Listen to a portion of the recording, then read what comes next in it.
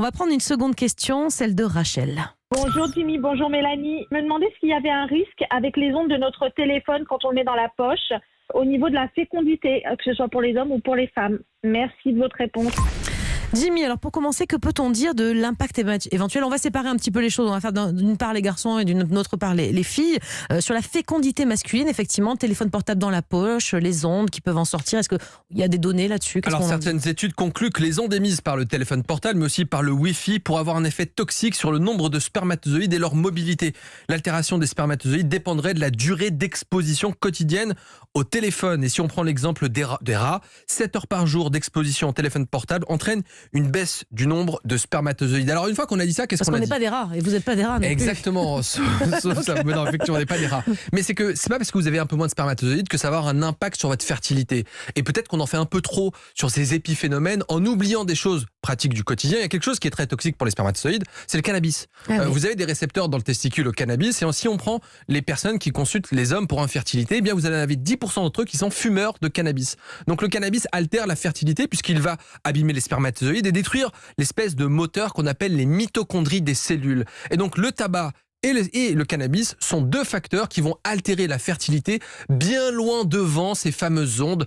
Donc je pense qu'on peut considérer que c'est probablement un épiphénomène. Sur les femmes, éventuellement, pour avoir son téléphone dans la poche, moi je sais pas, je préfère le mettre dans le sac, dans la poche, j'ai toujours comme une petite Pourquoi crainte. Pas, il n'y a pas de données très, sur le très sujet, franches. vraiment, ouais. Et on peut dire aussi que chez la femme, celles qui fument vont mettre plus de temps à avoir des enfants que celles qui ne fument pas. C'est pas nocif le tabac que pendant la grossesse, Exactement. Avant aussi c'est embêtant. Et puis même un peu après, on s'est rendu compte que les femmes qui fument ont une ménopause 2 ans en moyenne avant celles qui ne fument pas. Et puis mine de rien, le tabac va abîmer le microbiote vaginal par une baisse de la quantité d'œstrogène dans le sang. Et puis on va même retrouver de la nicotine dans le vagin des fumeuses. Bon, c'est une bonne chose qu'on arrête là. On a compris que fumer, c'est bon pour rien. Ok les ondes, mais faisons attention à des choses du quotidien. Très bien. Alors ce qui est particulièrement à risque, c'est tout ce qui sera en fait chaud près des testicules. Je reviens sur ce sujet au niveau des testicules, notamment l'ordinateur portable. Je crois qu'un spécialiste nous en avait parlé. Quand il chauffe trop, l'avoir sur les cuisses, c'est pas une bonne idée. C'est pas pour rien que les testicules elles sont à l'extérieur. Outre leur fonction esthétique, les bourses servent surtout à maintenir les testicules 2 degrés en dessous de la température corporelle habituelle. En étant